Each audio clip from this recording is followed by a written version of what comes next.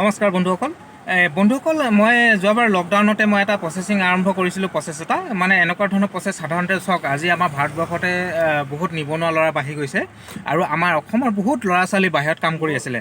বেংগলোৰ, আপোনাৰ হায়দৰাবাদ, এনেকৈ বহুত বাহিৰৰ জেগাত কাম কৰি আছিলে। সেনেকৈ মই যোৱা লকডাউনৰ পৰা মোটামুটি মই 28জন ল'ৰাক সেনেকৈ বিনামূলীয়াকৈ গাড়ী শিকাই এতিয়া সুন্দৰভাৱে তেওঁলোকে এতিয়া ধৰক 12 বা 13,000 টকা গাড়ী চলাই আছে।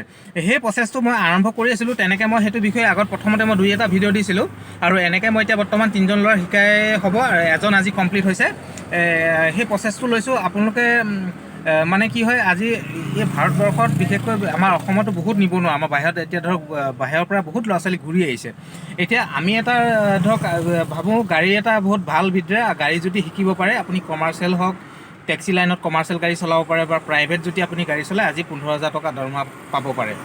যদি আমি কামকৈ ঘূৰি থাকোঁ, কিন্তু যদি আমি এতিয়া চাওক আমাৰ অসমখনত কিমান বাহিৰৰ ল'ৰাই আহি পিনে বিহাৰৰ পৰা বা যিকোনো ৰাজ্যৰ পৰা আহি পিনে আমাৰ ইয়াত গাড়ী চালক হিচাপে কৰ্ম কৰি আছে। যদি আমাৰ অসমীয়া ল'ৰা ছোৱালীবিলাকে সেই বৃত্তিটো লয়, গাড়ী চলাটো খুব ভাল এটা বিদ্যা হ'ব আৰু সুন্দৰকৈ গাড়ীখন যদি আপুনি শিকি গাড়ীখন চলাব পাৰে, আপুনি এটা ভাল এতিয়া ধৰক 15,000 টকা এটা ভাল পইচা আপুনি প্ৰাইভেটত গাড়ী চলালে, যিকোনো এঘৰ মানুহৰ ঘৰত গাড়ী চলালে 15,000 টকা এটা দৰমহা পাব। যদি এই কামটো আমাৰ অসমীয়া ল'ৰা ছোৱালীবিলাকে কাম কৰে, তে আপোনাৰ নিবনুৱা কিমানখিনি সমস্যা দূৰ হ'ব। সেইকাৰণে মই এই প্ৰচেছটো কৰিছিলোঁ। মই যিমানখিনি পাৰোঁ মোৰ শক্তিৰে বিনা পইচাত মই যিমানখিনি পাৰোঁ চেষ্টা কৰিছোঁ। তাৰে মই সেইজন ল'ৰা কমপ্লিট কৰি আজি আৰু 3জন ল'ৰা এতিয়া 2জন, আজি এজনক হ'ল। হোৱাৰ পিছতে মই ভিডিঅ'টো বনাই দিছোঁ। আপোনালোকে চাব আৰু ভিডিঅ'টো যিমান পাৰে শ্বেয়াৰ কৰিব। মই আপোনালোকক এইটোৱে কামনা কৰিছোঁ।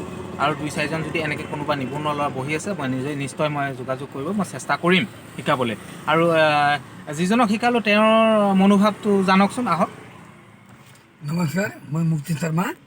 মই ইয়াতকৈ আগত মুম্বাই কাম কৰিছিলোঁ। কৰোণা টাইমত মই তাৰপৰা গুচি আহিলোঁ। মোৰ একো কাম নাছিলে, মই বেৰোজগাৰী আছিলোঁ ঘৰত। তাৰপিছত আমাৰ ধৰ এডভাইজাৰ মিষ্টাৰ চন্দ্ৰ গগৈ তাৰ লগত লগ পালোঁ। এইটো তাক পেজটো লাইক কৰিছিলোঁ, তাৰ ৱেবছাইট পালোঁ, ৱেবছাইটৰ লগত কথা পাতি পেলাই তাৰ লগ কৰিলোঁ। লগ কৰাৰ পৰা আজি 21 ডে'ত পূৰা মোক শিকাই দিলে।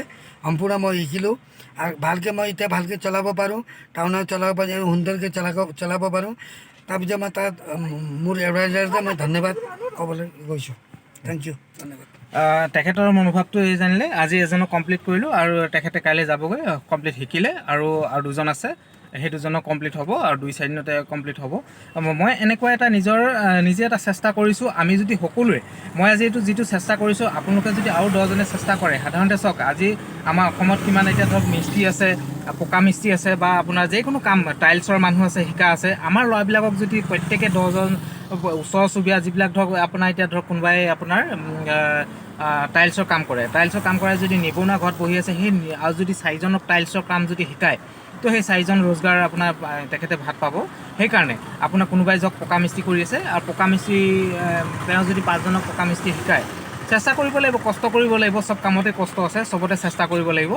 তেখেতে যদি পকা মিস্ত্ৰী 5জনক শিকায়, এনেকৈয়ে আমাৰ ল'ৰাখিনি আগবাঢ়ি যাব পাৰিব। মই সেইকাৰণে সকলোকে মই অনুৰোধ জনাম যে সকলোৱে মিলি আমাৰ নিবনুৱা ল'ৰাবিলাকক মানে কৰ্মসংস্থাপন দিয়া আমি কেনেকৈ ব্যৱস্থা আৰু চেষ্টা কৰিব পাৰোঁ, এই কথাটো লক্ষ্য ৰাখি মই এই প্ৰচেষ্টাটো যোৱা আপোনাৰ লকডাউনৰ পৰা আৰম্ভ কৰিছিলোঁ আৰু আজিলৈকে চলি আছে প্ৰচেছটো। আৰু কিমানখিনি আগবাঢ়িব পাৰোঁ আপোনালোকে আশীৰ্বাদ কৰিলে মই নিশ্চয় চেষ্টা কৰিম। আৰু আপোনালোকৰ প্ৰতি মই এটাই অনুৰোধ, আপোনালোকে ভিডিঅ'টো শ্বেয়াৰ এটা কৰি দিব। একেবাৰে যিসকল বন্ধু নিবনুৱাকৈ বহি আছে তেখেতলোকৰ সহায় হ'ব। সেইকাৰণে মই আপোনালোকক অনুৰোধ কৰিছোঁ, আপোনালোকে ভিডিঅ'টো যিমান পাৰে শ্বেয়াৰ কৰিব। আৰু এনেকৈ নিবনুৱা বহুত ল'ৰা আছে। আৰু এতিয়া মই শিকোৱা যিমানখিনি ল'ৰা শিকালোঁ, তাৰ ভিতৰতে বেছিভাগ ল'ৰাই হায়দৰাবাদত, বেংগলোৰত আৰু মুম্বাই, তেখেতো বাহিৰতে কাম কৰি আছিলে, আহি পিনে ঘৰত আজি বহি আছিলে। মোৰ ইউটিউব চেনেলৰ থ্ৰুৱেদি গম পালে, কোনোবাই তেখেতে ভিডিঅ' চাওঁতে কেনেবাকৈ গম পাই মোৰ লগত যোগাযোগ কৰিলে। যোগাযোগ কৰাৰ পিছত মই তেখেতক নিমন্ত্ৰণ দিলোঁ আৰু এতিয়া 21 দিনত সম্পূৰ্ণ ধুনীয়াকৈ গাড়ী চলাব পাৰে। এতিয়া টাউনত তেখেতে গাড়ী চলাই আছিলে, এতিয়া ধুনীয়াকৈ টাউনটো চলাব পাৰে। এনেকৈ নিবনুৱা ল'ৰাখিনি আমি কৰ্মসংস্থাপন আৰু চাকৰি বহি থাকিলে নহ'ব। আমাৰ সৰু বৰ ডাঙৰ বুলি কাম, যিকোনো কাম সৰু কাম ডাঙৰ কাম বুলি কথা নাই। আমি যিকোনো কাম এতিয়া হাতে কামে আমি কৰিব লাগিব। সেইকাৰণে এইকেইটা কথা কৈ বন্ধুসকল মই আজি ভিডিঅ'টো ইমানতে সমাপ্ত দিলোঁ। আপোনালোকে আশীৰ্বাদ কৰিব আৰু মই আগুৱাই যাব পাৰোঁ যে এই কথাকেইটা কৈ ভিডিঅ'টো ইয়াতে সমাপ্ত দিলোঁ। জয় আই অসম।